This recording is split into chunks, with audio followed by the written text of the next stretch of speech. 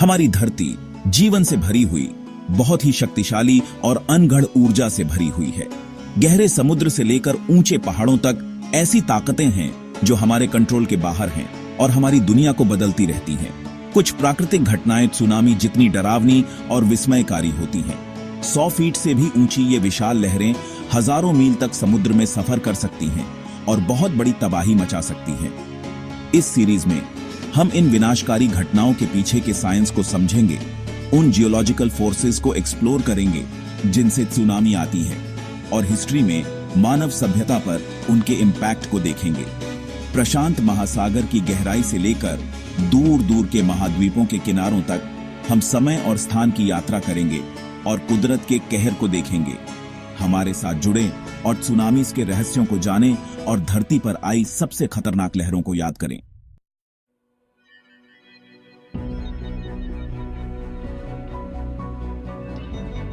हमारे प्लैनेट की सतह जो सॉलिड और अनयील्डिंग दिखती है, एक सीक्रेट छुपाती है। महाद्वीपों और महासागरों के नीचे एक डायनामिक और हमेशा बदलती रहने वाली परत है जिसे अर्थ्स क्रस्ट कहते हैं। यह क्रस्ट एक सिंगल अनब्रोकन शेल नहीं है, बल्कि मैसिव टेक्टोनिक प्लेट्स का एक जिगसॉ पजल है जो कॉन्स्टेंटली मूव करती रहती हैं और एक दूसरे के साथ इंटरैक्ट करती रहती हैं।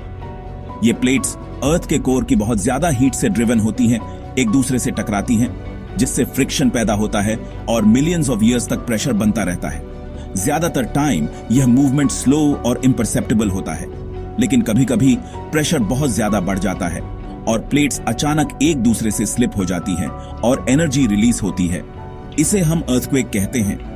हालांकि जमीन पर आने वाले अर्थक्वेक्स अपने आप में विनाशकारी हो सकते हैं, लेकिन जब वे समुद्र तल के नीचे आते हैं तो उनमें नेचर की सबसे पावरफुल फोर्सेस में से एक सुनामी को अनलीश करने की क्षमता होती है।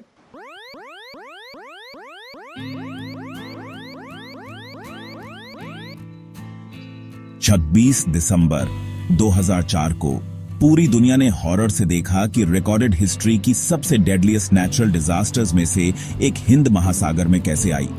यह एक नॉर्मल सी संडे मॉर्निंग को शुरू हुआ। थाईलैंड के फेमस टूरिस्ट बीचेस, श्रीलंका की बस्टलिंग स्ट्रीट्स और इंडोनेशिया के पीसफुल कोस्टल विलेजेस पर सूरज चमक रहा था। मिलियंस ऑफ लोग अपनी डेली लाइफ में बिजी थे, लेकिन उन्हें नहीं पता था कि समुद्र तल के नीचे एक कैटाक्लिज्मिक इवेंट होने वाला था।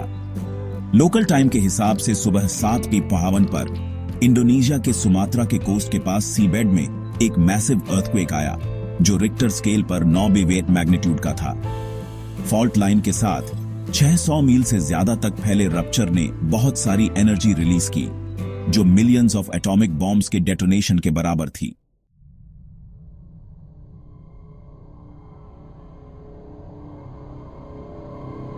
साल 2011 है। 11 मार्च को लोकल टाइम के हिसाब से लगभग 2:43 पीएम पर जापान के होन्शु के कोस्ट के पास पैसिफिक ओशन के नीचे एक पावरफुल ट्रेमर आया। यह एक बहुत बड़े मैग्नीट्यूड का अर्थक्वेक था जो रिक्टर स्केल पर 9 मैग्नीट्यूड का था।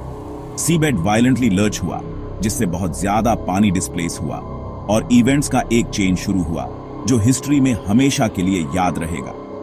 यह अर्थक्वेक जापान की हिस्ट्री में रिकॉर्डेड सबसे पावरफुल अर्थक्वेक था, जिससे अनइमेजिनेबल फोर्स की सुनामी की वेव्स पैदा हुई। ये वेव्स एपिसेंटर से बहुत तेजी से hundreds of miles per hour की स्पीड से पैसिफिक ओशन में फैल गई। समुद्र तल के नीचे शुरू हुआ एक ट्रेमर जल्द ही पानी की एक टावरिंग वॉल बन गया, जिससे जापान के शोर्स पर डेवास्टेशन और डिस्ट्रक्शन हुई। दुनिया ने हॉरर से इवेंट्स को अनफोल्ड होते देखा, जो हमारे प्लैनेट के अंदर छिपी रॉ पावर की याद दिलाता है।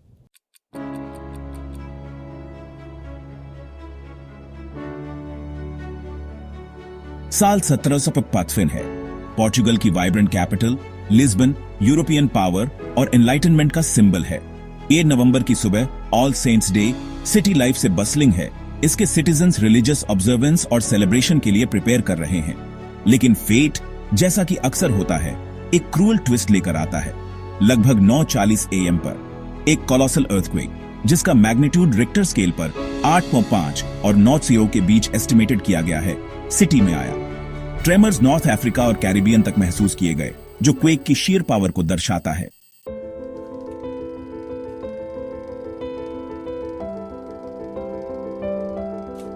साल 1883 है। जावा और सुमात्रा के आइलैंड्स के बीच संडा स्ट्रेट में क्रकाटोआ है, एक वॉल्केनिक आइलैंड जो डोरमेंट लगता है। दुनिया को नहीं पता कि इसके फायरी हार्ट के अंदर प्रेशर बिल्ड हो रहा है जो एक कैटाक्लिज्मिक रिलीज की तरफ बढ़ रहा है।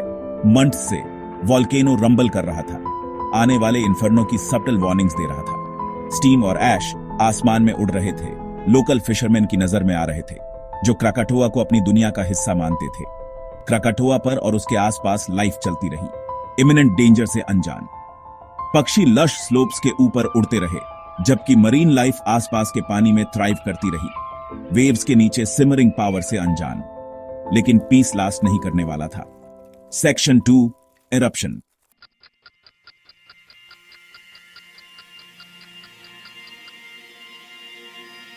साल 1707 है। जापान, एक ऐसा देश जो धरती के रंबलिंग्स का आदी है, अपने सबसे फॉर्मिडेबल चैलेंजेस में से एक का सामना करने वाला है। जापान के आइलैंड्स टेक्टोनिक प्लेट्स के कॉन्फ्लुएंस के ऊपर स्थित हैं, एक जियोलॉजिकल जिगसॉ पजल जो कांस्टेंट मोशन में है। यह मूवमेंट जो नेशन के स्टनिंग वोल्केनिक लैंडस्केप्स और हॉट स्प्रिंग्स के लिए रिस्पॉन्सिबल है, इसे अर्थक्वेक्स और उनके डेवास्टेटिंग आफ्टर इफेक्ट्स के लिए इनक्रेडिबली वल्नरेबल भी बनाता है। मेन इवेंट से वीक्स पहले ट्रेमर्स ने रीजन को हिला दिया, धरती की इनहेरेंट इंस्टेबिलिटी की अनसेटलिंग रिमाइंडर्स देते हुए। लेकिन ये ट्रेमर्स अननर्विंग होने के बावजूद आने वाले कैटाक्लिज्म के सामने कुछ भी नहीं थे। 28 अक्टूबर 1707 को धरती का क्रस्ट अनइमेजिनेबल फोर्स से रप्चर हुआ, जिससे हुई अर्थक्वेक आया।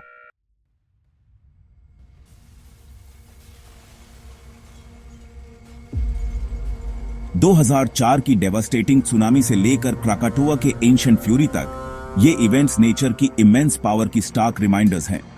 धरती अपने कांस्टेंट स्टेट ऑफ फ्लक्स में ऐसी फोर्सेस अनलीश कर सकती है जो लैंडस्केप्स को रीशेप कर सकती हैं और ह्यूमन हिस्ट्री के कोर्स को एक इंस्टेंट में बदल सकती है।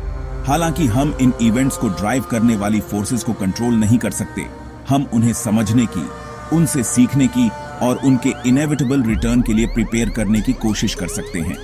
सुनामीज हमें प्रिपेयर्डनेस की इंपॉर्टेंस, नेचर की पावर का रिस्पेक्ट करने की और हमारे प्लैनेट और एक दूसरे को प्रोटेक्ट करने की हमारी शेयर्ड रिस्पॉन्सिबिलिटी की याद दिलाती है। इन्फॉर्म्ड रहें, सेफ रहें और वेव की पावर को कभी अंडर एस्टिमेट न करें।